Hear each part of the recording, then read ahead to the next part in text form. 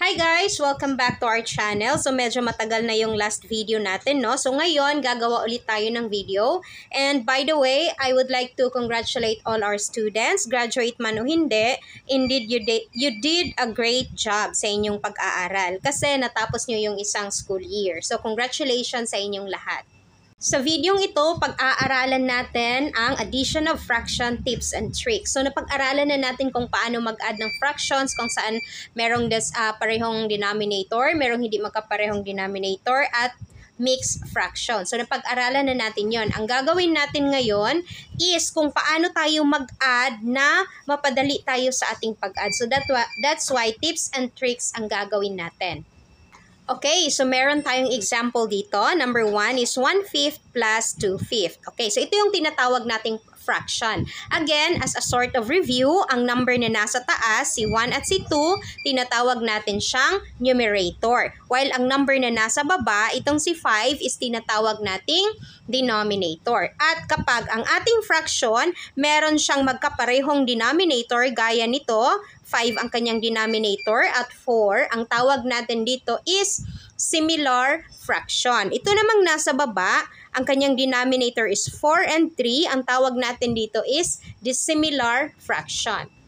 Kapag ang ating fraction is similar fraction, napakadali niya lang i-add. Kasi ang gagawin natin is, kokopyahin natin ang ating denominator. So dahil ang ating denominator ay magkapareho, so kokopyahin lang natin si 5. Pagkatapos, i-add natin ang numerator. So, 1 plus 2 is equal to 3. So, therefore, 1/5 plus 2/5 is equal to 3/5. Okay, so ito na yung sagot natin. O, diba, napakadali lang mag-add ng fraction with similar denominators. Sa second example naman, 3/4 plus 1/4. So, again, kokopyahin natin ang denominator na 4 kasi meron silang magkaparehong denominator. At i-add natin ang numerator. So, 3 plus 1 equals 4. Okay, so ngayon, ang final answer natin dapat sa ating fraction, dapat naka-reduce into lowest term. At nakita nyo ang ating sagot, 4/4. So, ang gagawin natin is i-divide natin siya. So, 4 divided by 4 or i-reduce into lowest term. Ang sagot natin is 1. So, therefore, 3/4 plus 1/4 is equal to 1. Okay, so madali lang ang similar fraction. Now, punta tayo sa dissimilar fraction. So, ano ang gagawin natin kapag dissimilar fraction ang i-add natin? So, of course, hahanapin natin ang kanyang LCD or least common denominator. Okay, so yun ang ginagawa natin usually. Pero alam nyo ba na pwede na natin siyang i-diretso? Okay, so itong ating denominator na si 4 at si 3 is i-multiply natin siya. So, 4 times 3 is equal to 12. And then, ang gagawin natin dito sa ating numerator, dalawa. So, i-cross multiply natin.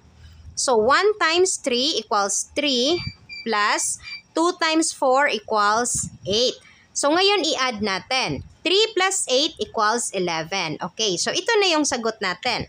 1/4 plus 2/3 is equal to 11/12. Okay, so ito yung sinasabi ko sa inyo na tips kung paano mapapadali ang pag-solve natin sa addition of fraction with dissimilar denominator.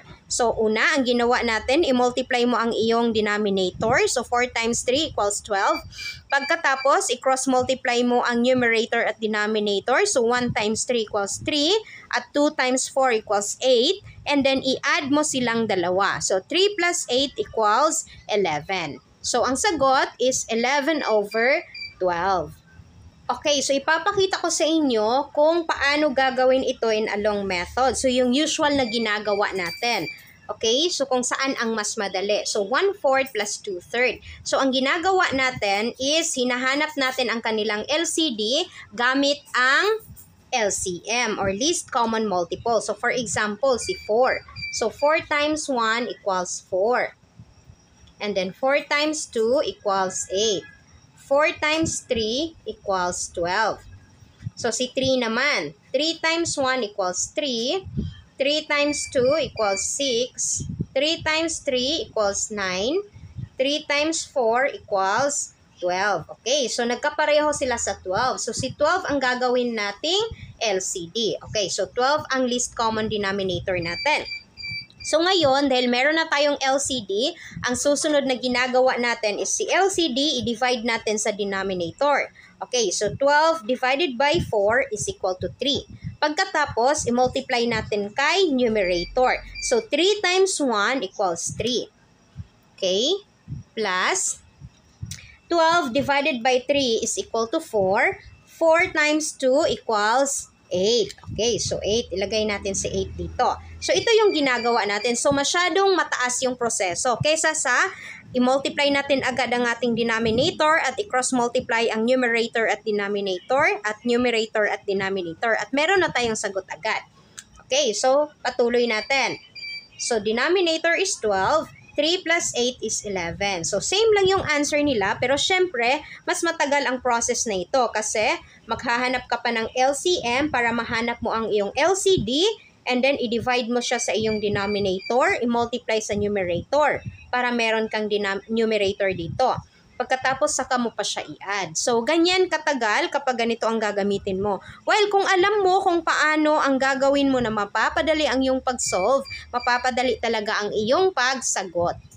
Ngayon, paano naman kung mixed fraction ang gagawin natin? So, meron na tayong mga whole number. Meron tayong whole number na 1 at whole number na 4. So, ang gagawin natin para mapadali ang pag-solve natin, kukopyahin lang natin ang ating dalawang denominator. So, that is 2 and 3.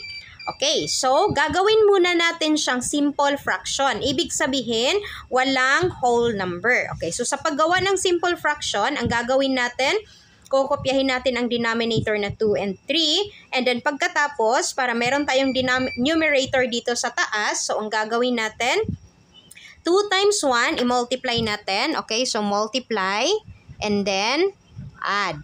So 2 times 1 equals 2. Plus 1 equals 3. Okay, so meron na tayong 3 dito. And then, dito naman, multiply and then add. So 3 times 4 equals 12 plus 2 equals 14. Okay, so meron na tayong 14 dito sa kabila. Okay, so meron na tayong simple fraction or ang tawag natin dito is improper fraction kasi mas malaki ang numerator natin kaysa sa denominator. So si 3 mas malaki siya kaysa kay 2 at si 14 mas malaki siya kaysa kay 3. So kaya tinatawag natin siyang improper fraction. Okay, so patuloy na tayo. Gagawin lang natin siya gaya ng ginawa natin kanina. Ano yung ginawa natin? Ang ginawa natin is i-multiply natin ang ating denominator. So, 2 times 3 equals 6. And then, pagkatapos, i-cross-multiply natin ang numerator at denominator. So, 3 times 3 equals 9 plus 14 times 2 equals 28. Okay. So, ngayon is i-add na natin siya. So, ang denominator is 6. So, 9 plus 28 is equal to 37. Okay, so 37 over 6. Again, i-reduce natin siya into lowest term. So, si 37, i-divide mo siya kay 6. Ano ang sagot? 6. Kasi 6 times 6 equals 36. Okay? So, 6. And then, ang naiwan sa 37, kapag kinuha mo si 36, ang naiwan is 1. So, therefore, ang numerator is 1 and 6. So, ang sagot natin is 6 and 1/6. Okay, so ito na yung sagot natin. Okay, so ganyan lang kadali mag-add ng fractions kahit na similar pa yan siya, dissimilar, or mixed fraction. Basta tatandaan nyo lang na i-multiply nyo ang denominator, tapos i-cross-multiply nyo ang numerator at denominator, and then meron na kayong sagot kapag na-add nyo na ang iyong numerator. Okay, so ganyan lang siya kadali. Before tayo magpaalam, gusto ko lang din mag-thank you sa isang student natin na nag-comment sa ating TikTok video kung saan nagpapasalamat siya. Sabi niya dahil daw sa mga tutorial videos natin is naka-with honor siya, okay? So naka-honor siya. So sabi ko naman, it's not in me, it's in you. Kasi ikaw yung nagpursige na mag-aral. Ayan. So still, congratulations pa rin sa mga students kahit na wala tayong award. Okay, so kita-kita tayo ulit sa ating video guys. Bye!